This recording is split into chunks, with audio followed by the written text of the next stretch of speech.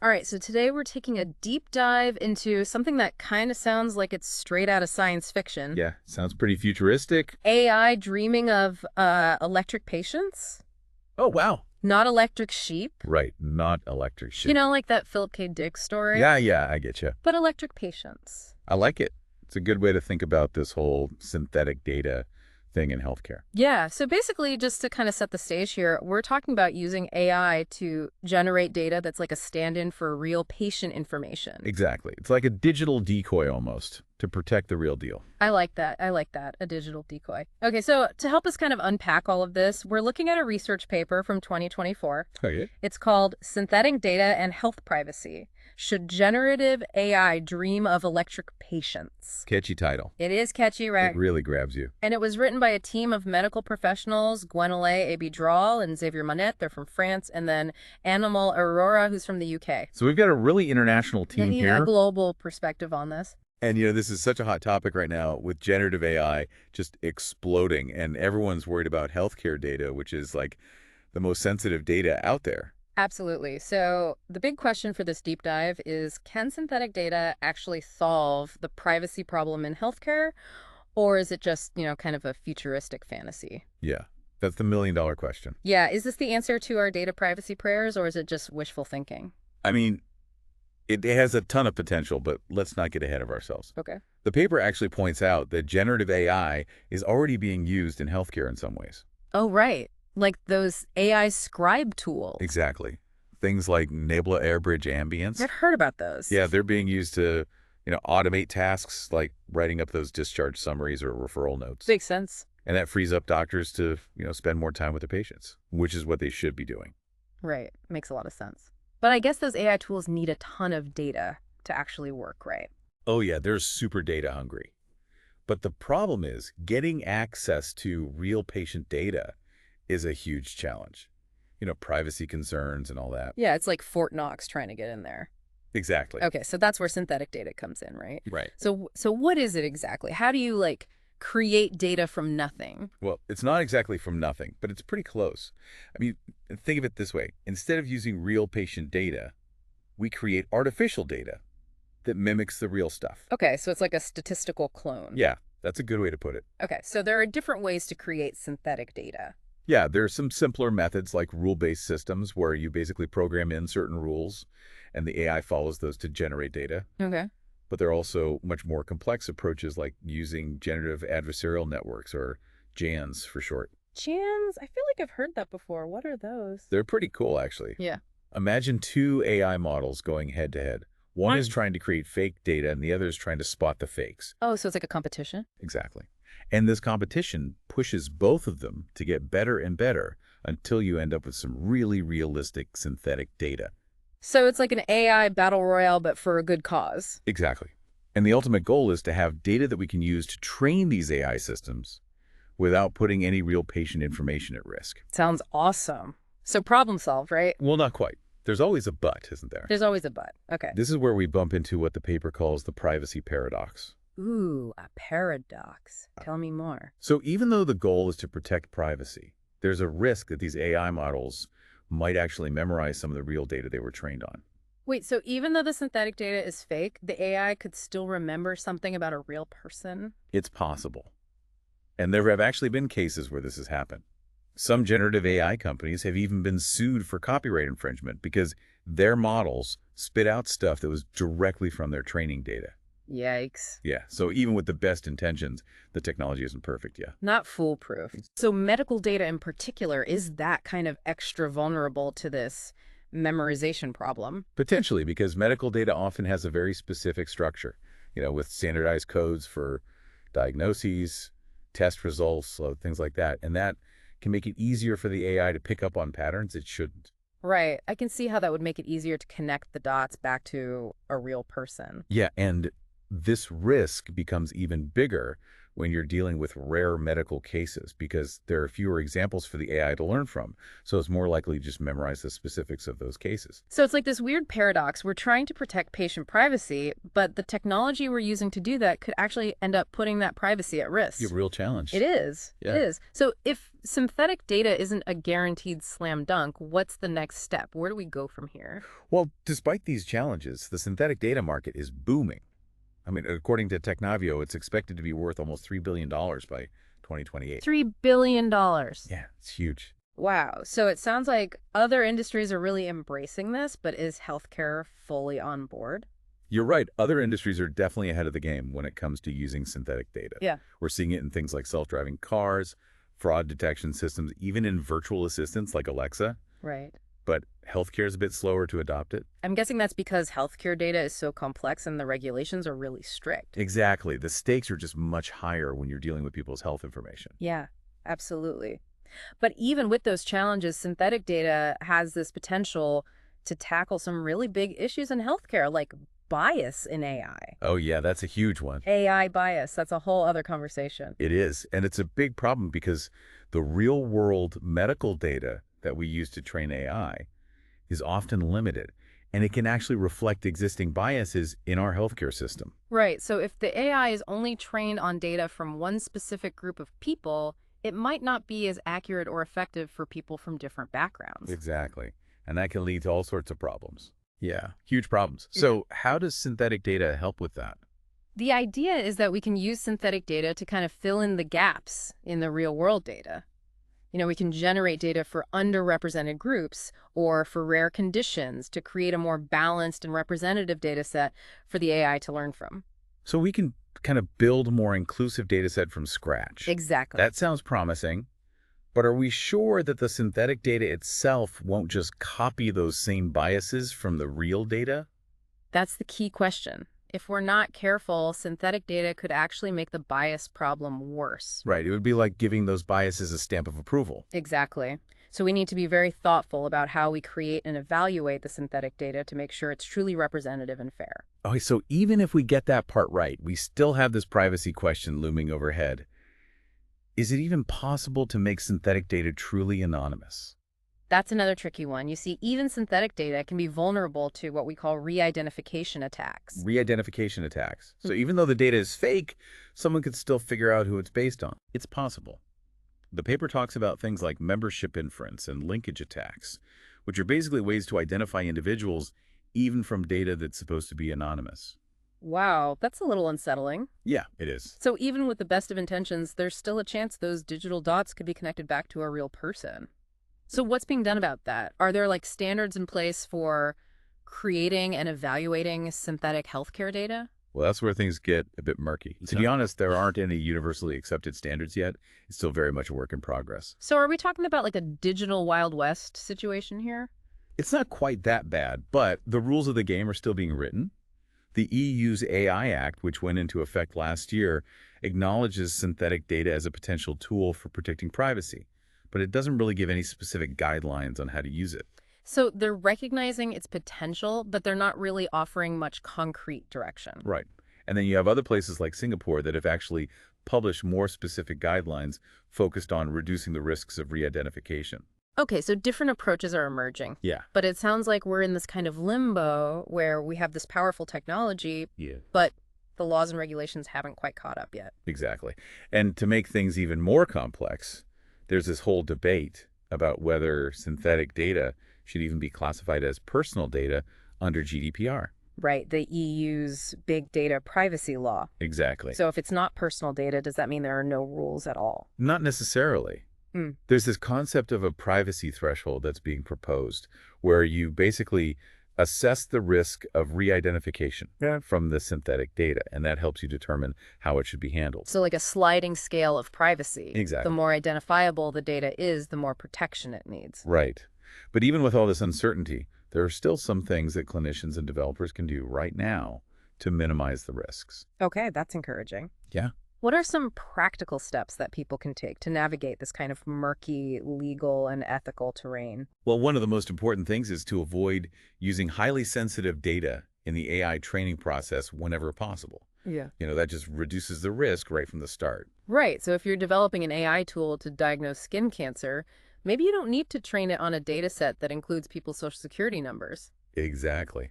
It's all about minimizing the risk. Makes sense. What else can we do?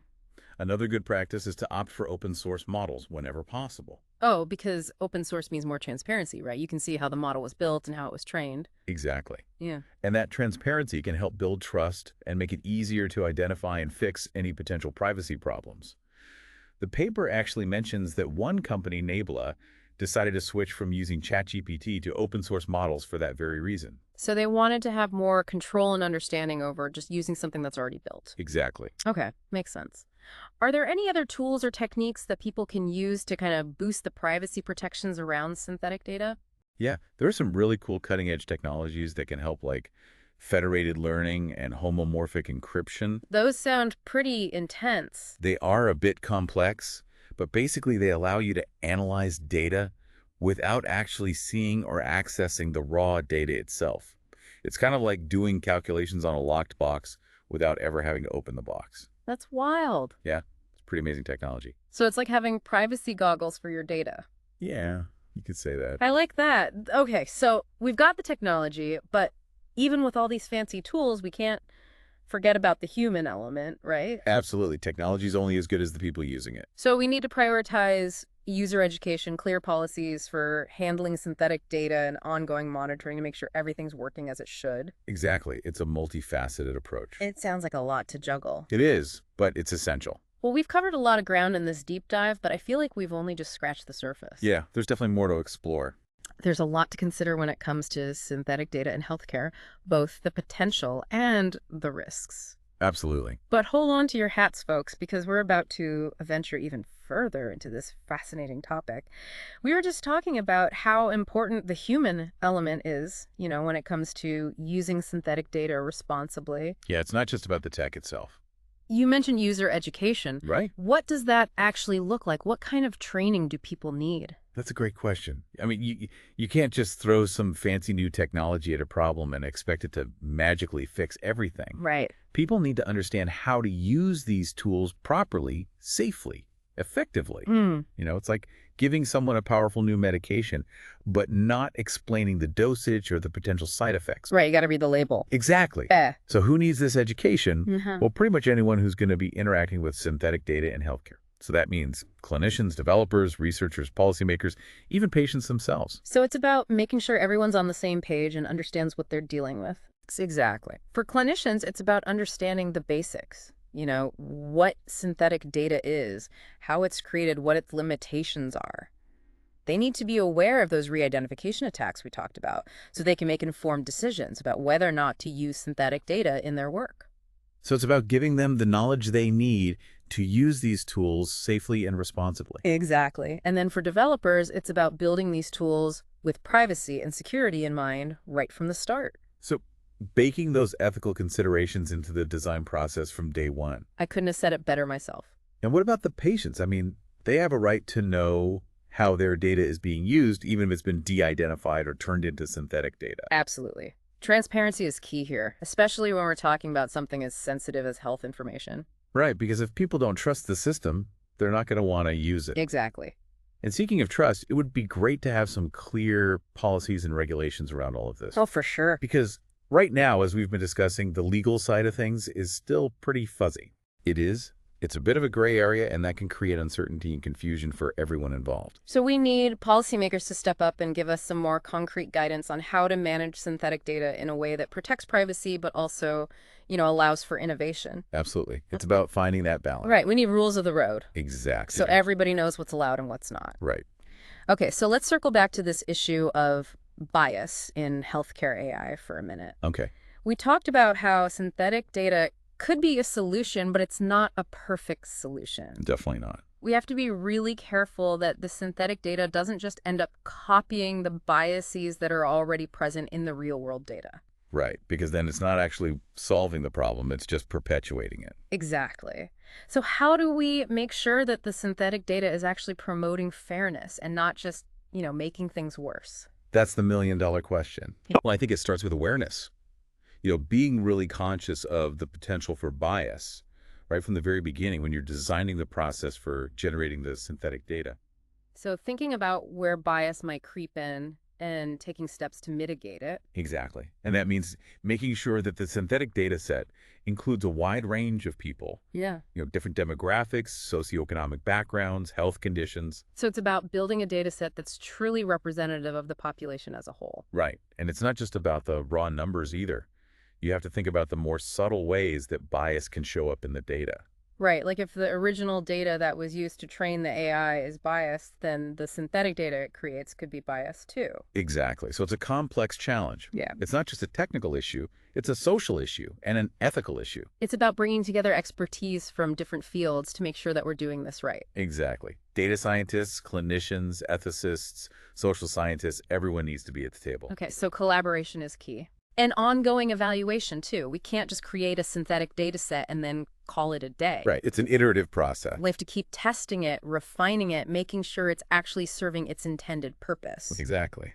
Well, it's clear that synthetic data has enormous potential in healthcare, but we've also got to be really thoughtful about how we use it. Absolutely.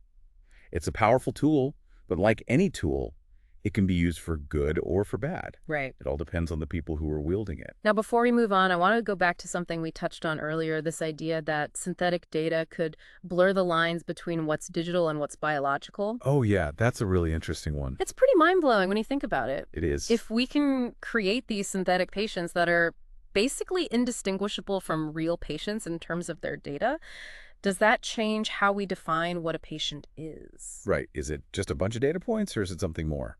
Yeah, and if we're using these synthetic patients to make decisions about real people's health, how do we know that those decisions are fair and ethical?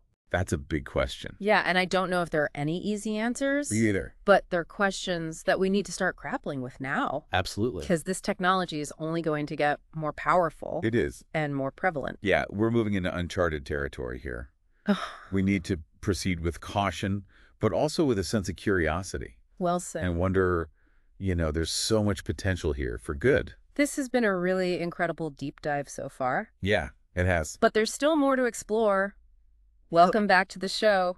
Everyone's heads must be spinning after all that. Yeah, it's a lot to take in. It is. It's pretty mind-blowing stuff we've been talking about. Synthetic data and all its implications for healthcare. It really makes you think about the future, doesn't it? It does. It does. It feels like we're living in a science fiction movie sometimes. I know what you mean. So let's take a minute to sort of recap what we've learned about synthetic data in healthcare. Okay. On the one hand, it seems like it could be this amazing tool, helping us develop better AI, addressing bias in healthcare. Right. Speeding up research, maybe even personalizing treatment. Yeah. And all while keeping patient data safe. Definitely the potential benefits are huge. They are. But we also have to be realistic about the potential downsides. Yeah. Synthetic data isn't a magic bullet. Right. It's not a perfect solution. Exactly. I mean, it's still vulnerable to those re-identification attacks that we talked about. Right. And if it's not created and evaluated very carefully, it could actually make the bias problem worse. Right. It could backfire on us. Exactly. And then on top of all that, we're still waiting for some clear regulations, Yeah. To guide the development and use of this technology. It's like the Wild West out there right now. A little bit, yeah. So I think one of the key takeaways for our listeners is, advocate for more clarity, more transparency around how this technology is being used. Absolutely. Both in research and in clinical settings. Don't be afraid to ask questions. Demand accountability from the people who are developing and using this technology. Be an informed and empowered patient. Exactly. Or advocate. And for those of you who are working in this field, the healthcare professionals, the developers, Yeah. you have a responsibility to use this technology ethically and thoughtfully. Absolutely. Stay up to date on the latest research. Participate in the conversations. Yeah. And always remember that at the end of the day, this is about real people. It is. It's about improving people's lives. Exactly. Okay, so as we wrap up this deep dive, I want to leave our listeners with something to think about. Okay.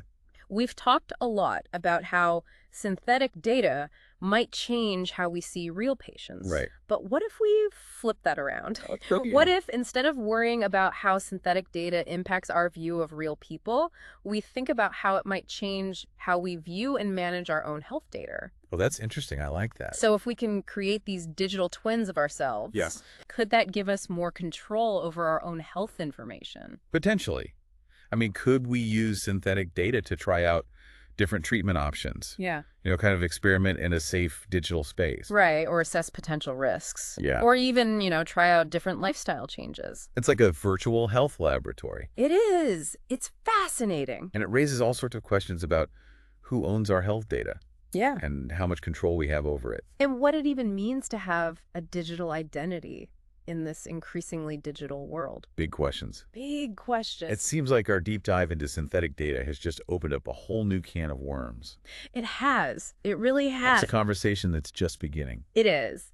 And we hope our listeners will continue to engage with this topic. It's complex, it's important, and it's going to shape the future of healthcare. Absolutely. Thanks for joining us Thanks for having me. on The Deep Dive.